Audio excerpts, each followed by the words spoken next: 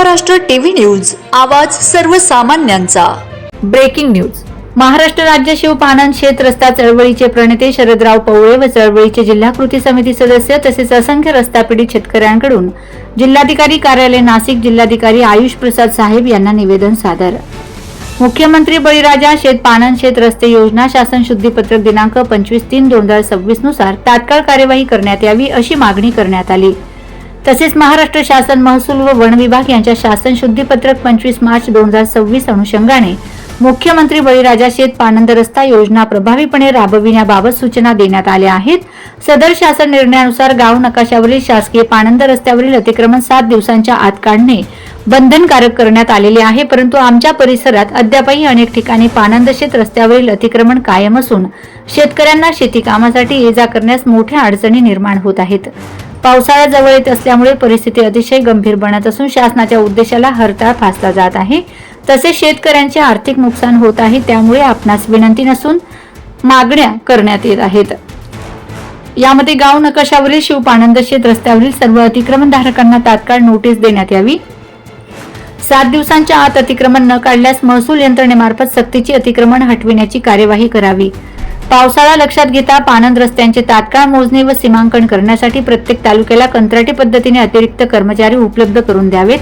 तहसीलदार व उपविभागीय अधिकारी प्रांत यांच्याकडे प्रलंबित असलेल्या शेत वहिवाट पाणंद रस्त्याविषयक प्रकरणांचे निरीक्षण करून ती तातडीने निकाली काढावीत।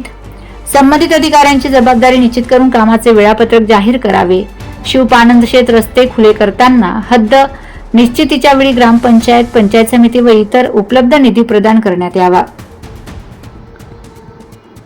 यावं अशा अनेक प्रकारच्या मागण्या करण्यात आलेल्या आहेत। आंदोलन हे निवेदन देतेवेळी महाराष्ट्र शिवपाणंद शेत रस्ते चळवळीचे प्रणेते शरदराव पवळे साहेब, रवींद्र खुडे, नाथाभाऊ शिंदे, सुरेश भुजबळ, विका पवार, शांताराम मानमंद, सोमनाथ कुंभारडे, गंगाधर वल्वे, नागेश भोसले, ॲडव्होकेट राकेश सोनवणे, नानाजी शिंदे, दीपक घुगे, काशीनाथ साबळे, ज्ञानेश्वर काकड व इतर सर्व रस्ता पीडित शेतकरी वर्ग मोठ्या संख्येने उपस्थित होते। Vande Maharashtra TV media cameraman Ramchandra ताठेसह प्रतिनिधी भागवत तिरतकर, नाशिक।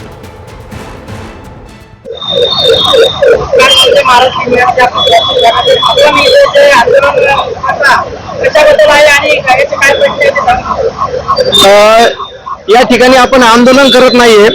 जे काही सरकारचे राज्य सरकारने जे शासन निर्णय काढले त्याची अंमलबजावणी तहसील कार्यालय असेल, जिल्हा प्रशासन असेल, ग्राम समिती असेल, ग्राम पातळीवर याची अंमलबजावणी होत नाही। या संदर्भात आम्ही जे शासन निर्णयाची अंमलबजावणी व्हावी म्हणून या जिल्हाधिकाऱ्यांना निवेदन देण्यासाठी आम्ही या ठिकाणी आलो होतो।